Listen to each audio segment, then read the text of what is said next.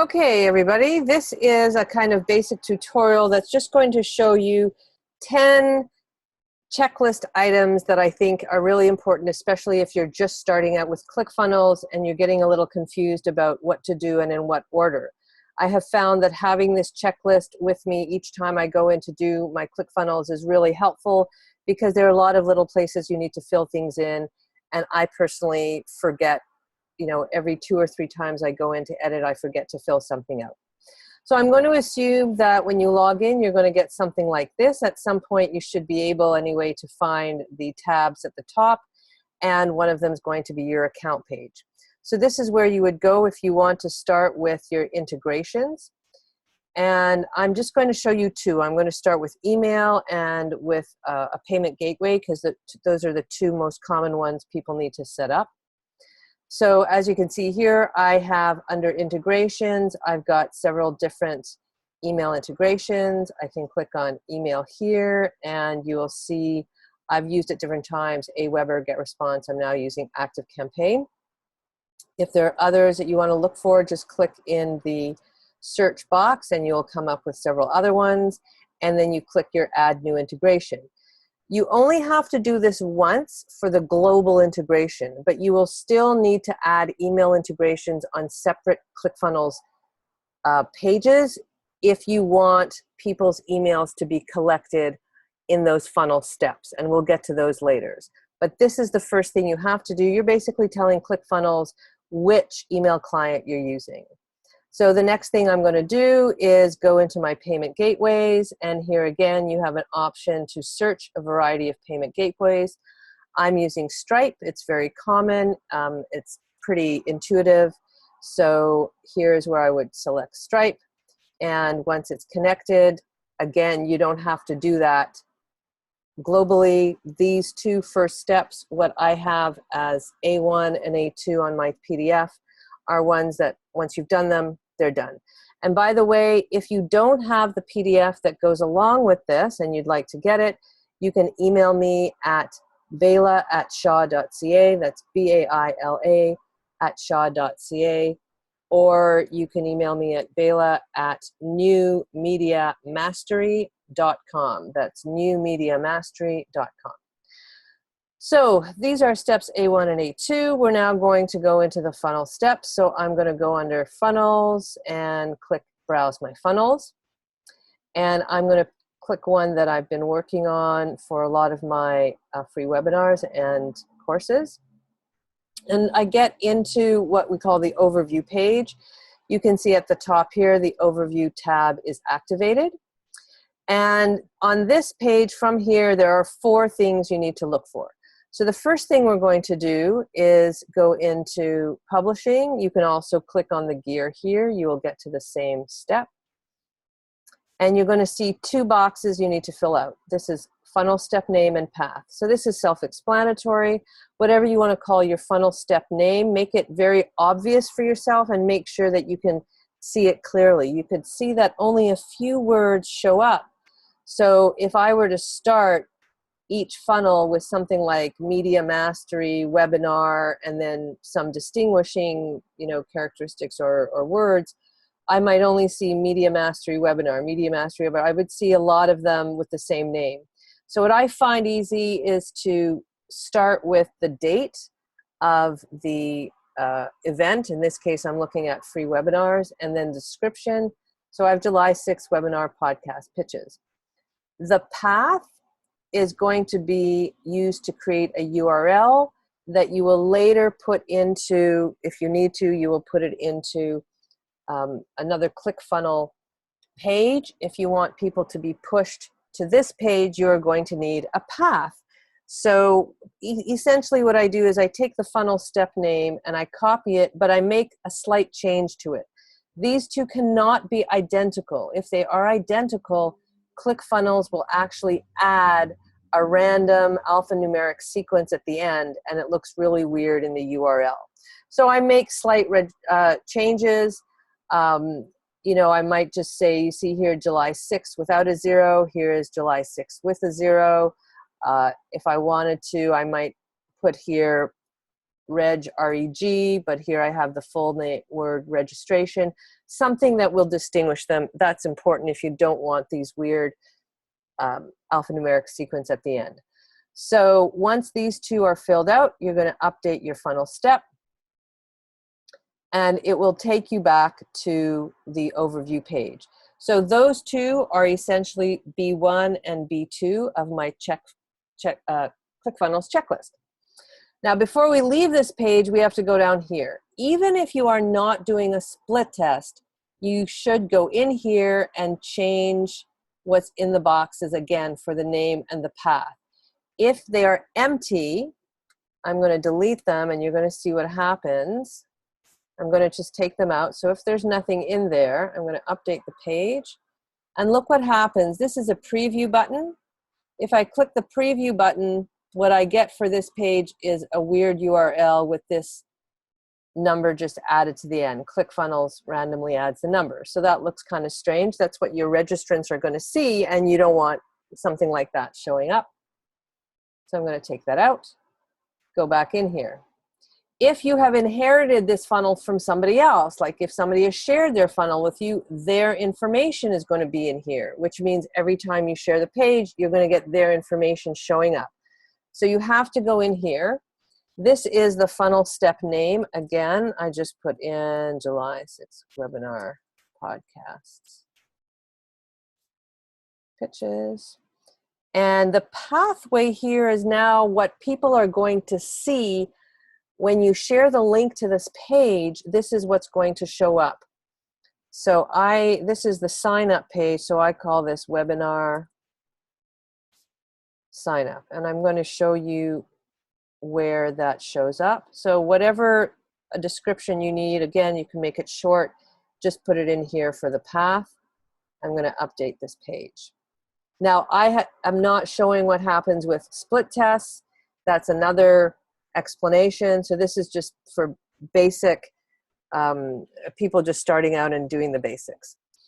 So now when I click on the preview, you could see webinar sign up shows up. That's what the URL is that people are going to see.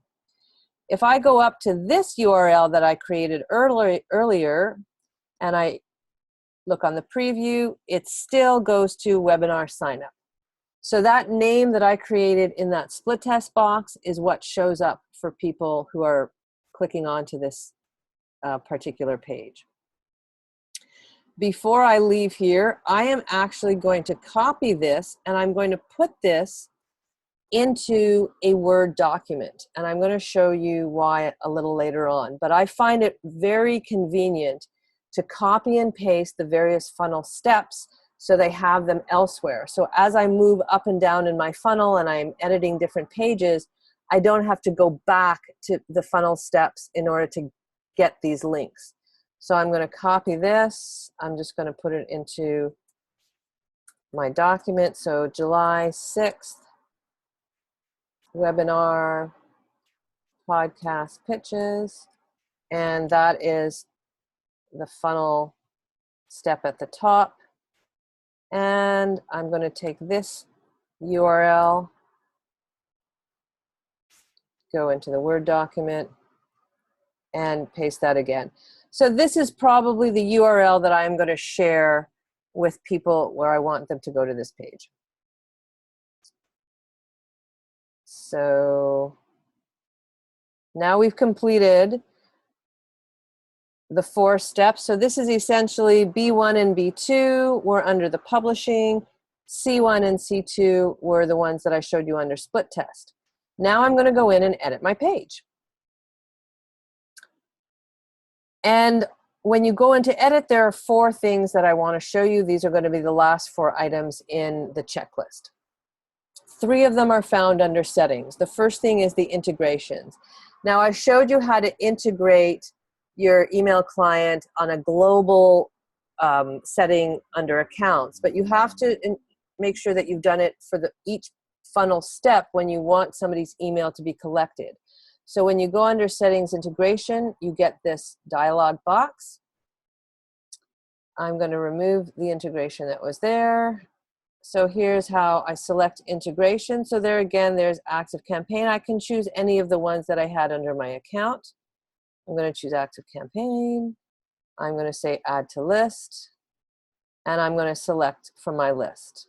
So these are lists that I've already set up in my email client. So you have to go into your email client first, set up a list where you want people's emails to be collected, and then it will show up here. If it doesn't show up here, maybe you just created the list like 10, 15 minutes ago, and it doesn't show up, click on Refresh List from API. I learned this the hard way. I would go down here and the name of my list would not be there. I would go back into Active Campaign. I would try and change the name and create the list again. It still didn't show up. It wasn't until I hit the Refresh from API button that it showed up properly. And there we go, it's connected. So for this page, any email that is input is going to go to my list July 6th podcast webinar in my Active Campaign client. Now I click out of there and I save. You want to always save to make sure you don't lose your information. So that was step D1. Now D2, again under settings, you go into SEO metadata. Now this is important. Come on. There we go. This is the information you want to show up when you put a link to this page into social media. So if you're going to put it into Facebook, for example, you've probably seen it where you see the title of somebody's page and then a photo showed up. This is where you put that information. So as I change something, so let's say I just changed this, how to get interviewed on podcasts. As you can see down here, this automatically changes. Learn how easy it is. I'll change that to learn 6 secrets to create an email so a podcast host will choose you. I generally don't throw in the keywords here. I'm not trying to boost the SEO for this page. People are not going to find this. It's only going to be used to put this link into various channels or emails or things like that. Then before I leave here, you want to make sure you put in social media image. Again, if an image existed from a funnel that might have been shared, that's the image that's going to show up for you. And it's very hard to get rid of it once it starts circulating on social media. You can go in here and change it, but you have to do things like debugging your Facebook channel, and it's kind of a pain. So you may as well just avoid that and put in an image here. So you just click on image, and I'm going to select something from here. Let's say I like this one, and I can put it in. If you don't have any images up here yet, it's really easy just to drag and drop images right into the top, or you can upload them. Once you have selected an image, you go under Add Image, and it is now set up there.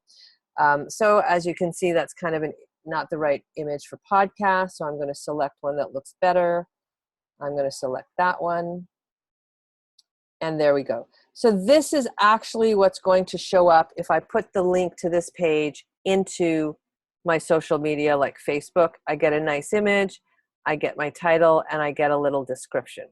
So that's the SEO metadata. That was checklist item D2. Now we're on to D3, and that is under General. You will see this box, On Submit, Go To. So this is important if you want to send people to a thank you or confirmation page right after they sign up for the webinar. So if you remember, I suggested that you take the funnel step, the URL, and you paste it into a Word document. Before I would have created this page, I would have created a thank you page. That's kind of a reverse order in Clickfunnels standards, but it's easier when you want to get a link to put in here. So you create the thank you page first. You would grab that URL from the overview section, and you would go and paste it into a Word document. And then when you're ready to put that in here, so you want people to be moved from this page to a thank you or confirmation page, this is where you would put that URL. So there you see my registration confirmation URL. So as soon as somebody clicks on reserve my webinar and puts their email in, they're going to be moved to that thank you page. And that now brings me to item D4. This is the last item on the ClickFunnels checklist, and it is relevant only if you have a pop-up. So if this is something I forget all the time. You know, when I do my webinars, I have the information down here, and I forget that I also have information in the pop-up. So you always will want to remember to go in there and change that date. I can't tell you how many times I get emails saying, hey, the information that was on the main page does not correspond with what was in the pop-up box. So make sure that you change that information. Now, if you look down here, you see where it says submits the page? Register now. As soon as somebody clicks on this button after they have put in, oh, that's wrong. That should actually say first name, enter your first name.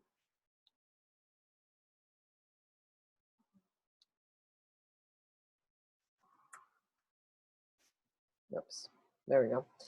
I'm going to say that. So once people have clicked on this, their email is submitted to the email list in my email client active campaign, and then they get bumped to a thank you confirmation page. And there you go. That's essentially 10 steps that you need to do if you're starting out, 8 steps if you've already done your email integration and payment integration on the global view, 8 steps that you should look at each time you're doing your ClickFunnels pages so that you don't forget anything. And hopefully that will make life easier when you are creating your ClickFunnels funnel. That's it for me. Thank you very much for listening, and I really hope that helps. If you have any questions about this, or again, if you want the PDF, just email me at bela@newmediamastery.com. Thanks.